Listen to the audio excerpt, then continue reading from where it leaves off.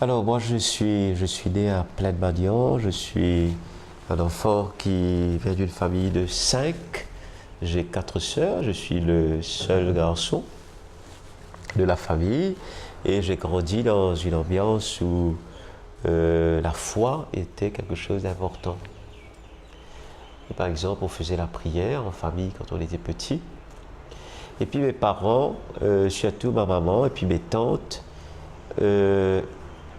m'ont entraîné, je peux dire, dans la chorale. J'étais très jeune.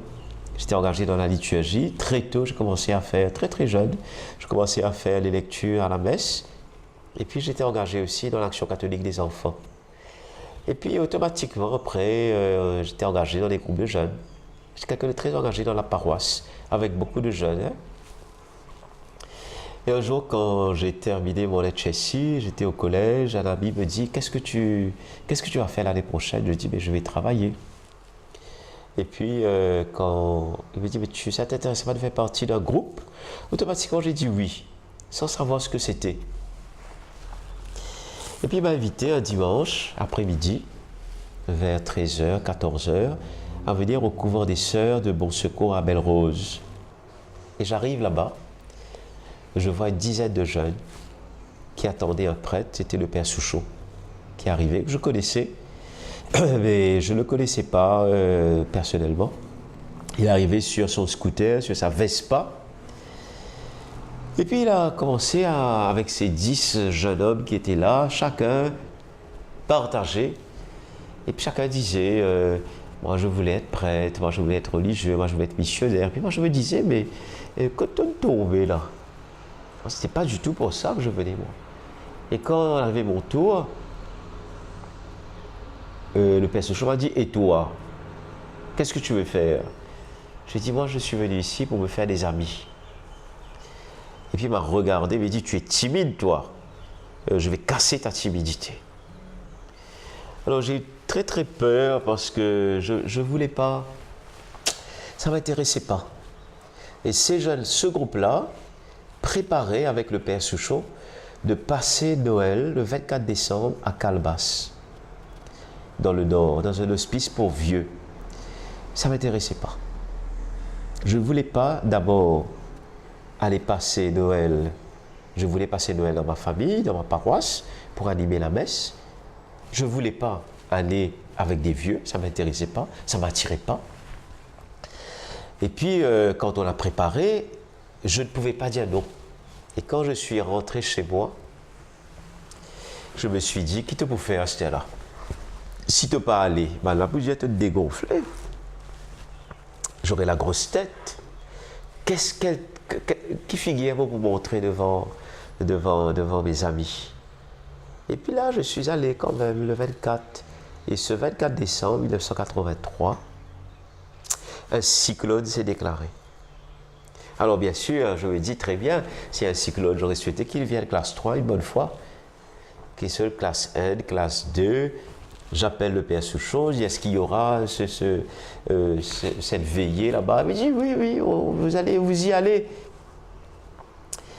Et puis on est allé, on était des filles et des garçons, 25. On arrive à Calbas, que je ne connaissais pas du tout. Je ne savais même pas où c'était. C'est un hospice qui était géré à cette époque-là par les filles de Marie. Et quand j'arrive là-bas, le cyclone arrive classe 3. On devait rester 24, partir le lendemain. On est resté bloqué le 24, le 25, le 26. Donc ce cyclone est arrivé classe 4. Et pendant qu'on faisait la veillée, il y a eu quelqu'un qui est mort, un vieux qui est mort devant nous. Et c'est la première fois que j'étais confronté à, comme si directement à une personne qui est décédée devant moi, quoi. Alors tout ça m'a vraiment bouleversé, hein. Tout ça, ça m'a vraiment bouleversé.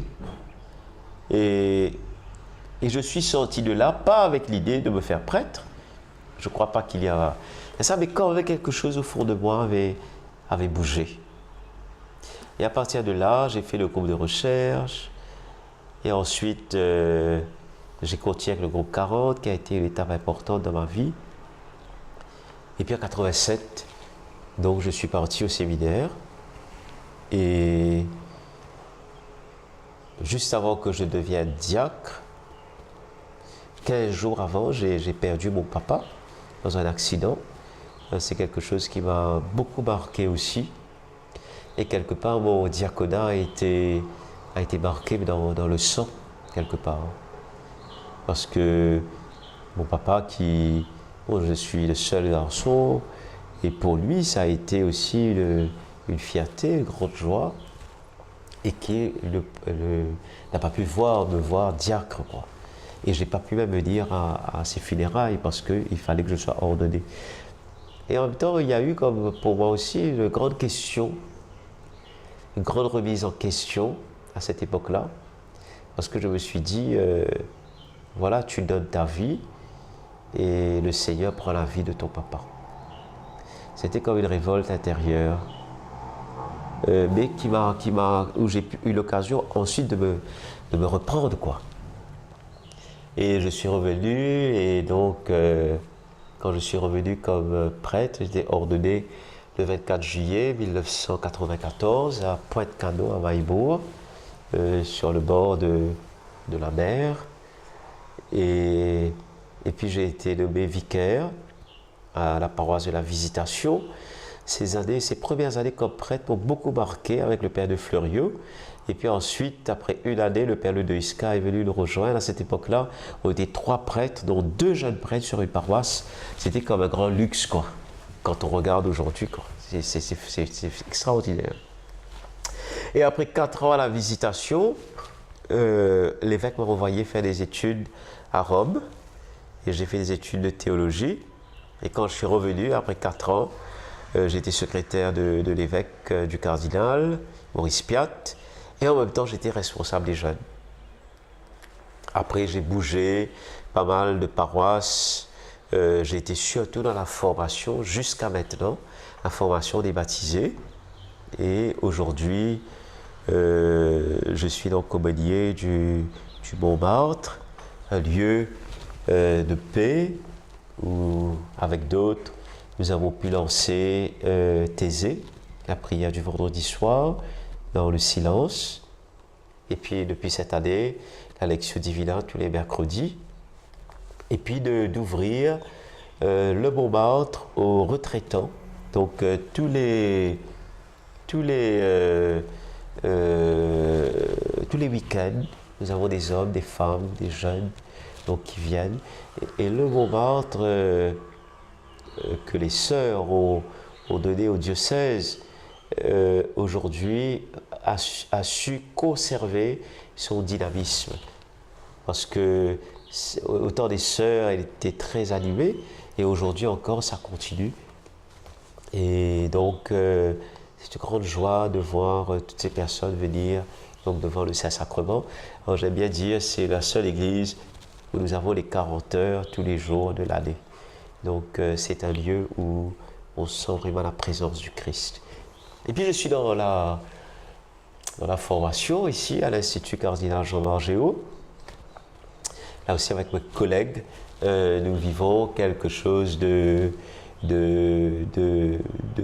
très excitant parce que la formation, elle est capitale. Nous pouvons faire beaucoup de choses pour notre Église, et si les gens ne sont pas formés, et je réalise combien aujourd'hui les gens ont besoin de cette formation. Elle est capitale. Et de savoir, ne serait-ce que de connaître la Bible, quelque chose qui est quand même essentiel. Et le week-end, donc, comme je n'ai pas de paroisse, je suis avec le Père Pascal à la paroisse de Sainte-Anne et de Sainte-Odile. J'aime bien parce que je considère que ma principale mission, c'est d'être en paroisse, c'est d'être pasteur, là avec des gens, de célébrer avec des personnes, de leur porter la parole et le corps du Christ. Alors j'aime bien ce temps du dimanche, samedi dimanche, où je célèbre avec mes frères et mes sœurs. Alors, tout le temps on me pose la question, est-ce que tu aurais choisi aujourd'hui, si on te demandait de rechoisir comme prêtre, qu'est-ce que tu aurais fait? Sans hésiter, j'aurais choisi encore aujourd'hui Parce que je ne peux pas imaginer ma vie autrement que comme prêtre. Parce que ce que je vis comme prêtre, je ne pense pas que je l'aurais vécu dans aucune autre vie, dans aucune autre profession. Parce que être prêtre, c'est être justement à l'écoute des personnes, rencontrer toutes sortes de situations que jamais j'aurais imaginé que j'aurais rencontrées dans ma vie. C'est de pouvoir mettre debout des personnes, c'est pouvoir, quand on voit des personnes qui étaient complètement down, se remettre sur leurs pieds, c'est de voir des transformations, mais c'est aussi être là quand il y a des deuils, quand il y a des malades, quand une personne vous apprend qu'elle est dans la drogue et qu'elle cherche du secours, quand il y a une personne atteinte du cancer et qu'on est là, il faut l'accompagner. Et puis bien sûr les joies, donc dans les familles, quand on est accueilli dans les familles, quand on voit des enfants grandir et quand on marie des gens qu'on a connus, avec qui on a cheminé. Alors je ne pense pas que tout cela, je les aurais vécus dans une autre vie que ma vie de prêtre.